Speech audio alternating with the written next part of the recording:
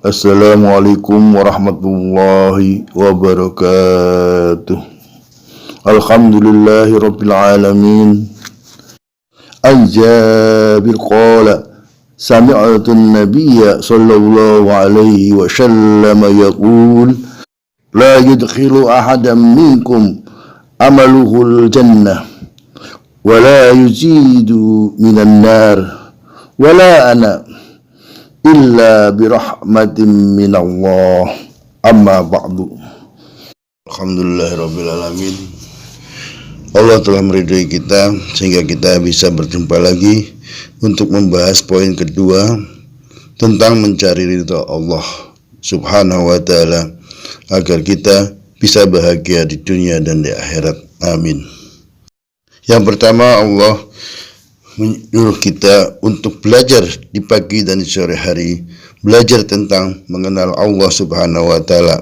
Dan di dalam poin kedua ini Allah berfirman di dalam surat Al-Baqarah ayat 265 yang bunyinya sebagai berikut. Bismillahirrahmanirrahim. Wa masalul ladzina yunfiquna amwalahum ibtigha'a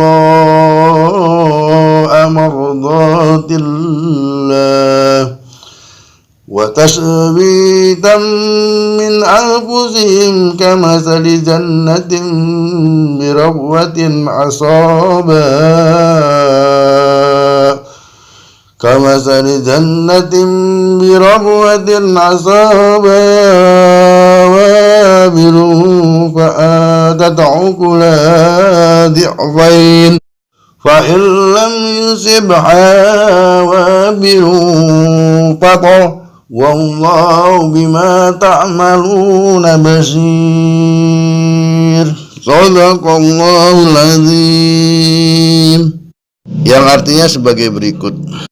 Allah berfirman, yang perumpamaan orang-orang yang membelanjakan hartanya karena mencari keridhaan Allah dan untuk keteguhan jiwa mereka, seperti sebuah kebun yang terletak di dataran tinggi, disiram oleh hujan yang lebat, maka kebun itu menghasilkan buahnya 2 kali lipat.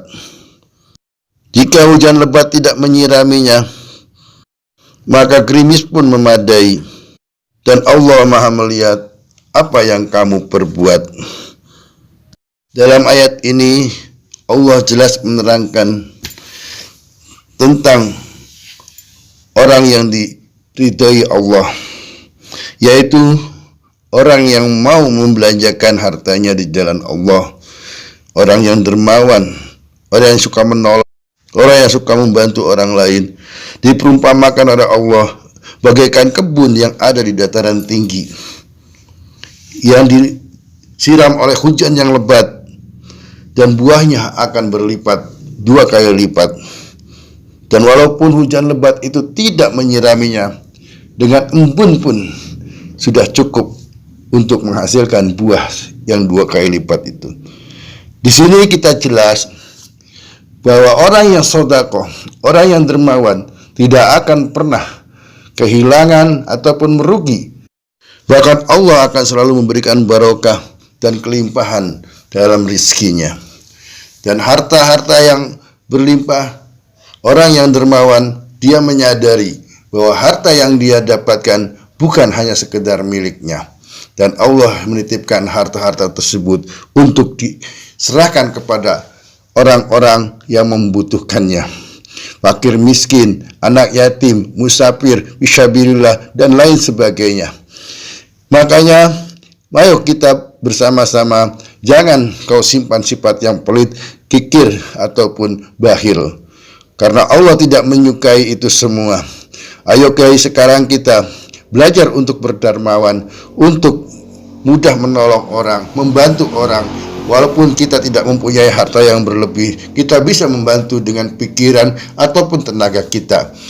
Semoga kita selalu diberikan hidayah dan petunjuk sama Allah, agar kita selalu bisa mencari ridha Allah. Orang-orang yang suka bersedekah dan mudah menolong orang lain, suka membantu orang lain, itu bisa meningkatkan keimanan kita pada Allah. Dan bisa memperkuat ketakwaan kita. Maka dari itu ketika kita membantu dan menolong orang lain, kita harus dipastikan hati kita benar-benar ikhlas karena Allah Subhanahu wa taala.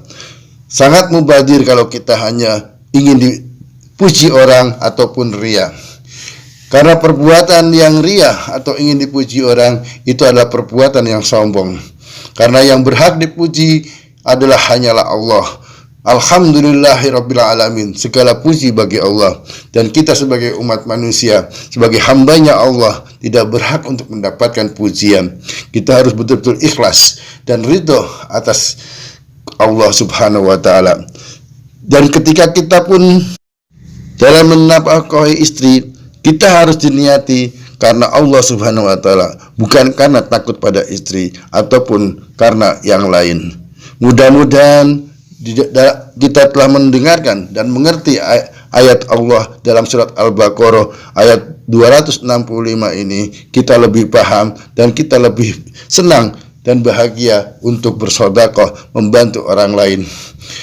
Itulah poin yang kedua dalam mencari ridha Allah. Dan untuk yang ketiga yaitu terdapat di surat Al-Baqarah ayat 207 yang bunyinya adalah Bismillahirrahmanirrahim. Wa minan nasi man yasri nafsahu ibtigha'a mardatillah wallahu ra'ufun bil ibad. Shadaqallahul azim. Yang artinya sebagai berikut. Dan di antara manusia ada orang-orang yang mau mengorbankan dirinya karena mencari ridha Allah. Dan Allah Maha menyantun kepada hamba-hambanya. Dari ayat ini kita bisa paham bahwa jika kita mau berkorban diri untuk kepentingan umum ataupun bangsa, itu adalah merupakan hal yang diridhai Allah. Karena pada zaman ini sudah tidak ada lagi perang secara fisik, maka kita untuk mengorbankan diri dalam membangun bangsa ini dengan pikiran dan kemampuan kita, kecerdasan dan kemampuan kita kembangkan untuk kemaslahatan rakyat Indonesia. Maka dengan itu sama saja kita berkorban dalam berperang. Perang sekarang adalah perang untuk memerangi kemiskinan, memerangi pengangguran. Maka dari itu ayolah kita bersama-sama saling gotong royong untuk mengembangkan ekonomi kita, baik pemerintah maupun rakyat. Pemerintah harus bisa bertanggung jawab dan betul-betul jujur untuk pengembangan bangsa ini. Tidak ada korupsi lagi, tidak ada manipulasi lagi, dan tidak ada KKN lagi. Ayo kita bersama-sama bergotong royong, saling bergandeng tangan untuk kemajuan bangsa ini. Saya yakin dengan kita mengembangkan kemampuan kita untuk bangsa dan negara, untuk kemaslahatan rakyat, itu akan menjadi hal yang diridhai Allah, dan Allah akan menurunkan berkah dan rahmatnya pada kita. Jika Allah telah menurunkan rahmat dan barokah pada kita, pasti negeri ini jadi negeri yang makmur, adil, dan sejahtera. Maka dari itu, ayo kita hentikan saling mencekal, saling memfitnah, saling berusaha untuk kepentingan pribadi ataupun golongan. Kita mulai dari sekarang, ayo kita bekerja untuk kepentingan bangsa dan rakyat Indonesia, agar negeri ini selalu dilindungi Allah Subhanahu wa taala, dijauhi dari segala macam bencana alam ataupun pandemik akan segera berakhir karena kita melakukan hal-hal yang diridhai Allah. Insya Allah, jika hal-hal yang diridhai Allah kita lakukan, Allah tidak akan pernah berhenti untuk menyantuni kita, untuk memberikan kita kemakmuran, kesejahteraan. Itu janji Allah. Maka dari itu, simpanlah ego-ego kita untuk kepentingan pribadi kita. Ayo kita bersama, rakyat dan pemerintah, pejabat, semua kita bersama bersatu untuk membangun dan kesejahteraan bangsa ini. Insya Allah dengan keikhlasan kita dalam membangun bangsa ini, kita sama saja kita pergi perang dan menjadi mujahid di zaman sekarang. Karena mujahid zaman sekarang adalah mujahid yang bisa memerangi hawa nafsunya sendiri dan tidak mempunyai ego-ego yang untuk kepentingan pribadi. Memerangi hawa nafsu adalah merupakan suatu jihad yang sangat besar. Semoga kita semua dijadikan hamba-hamba Allah yang diberikan kekuatan dalam memerangi hawa nafsu. Amin amin ya rabbal alamin.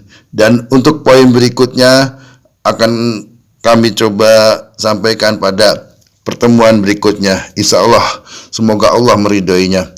Amin amin ya rabbal alamin. Wabillahi taufiq wal hidayah. Wassalamualaikum warahmatullahi wabarakatuh.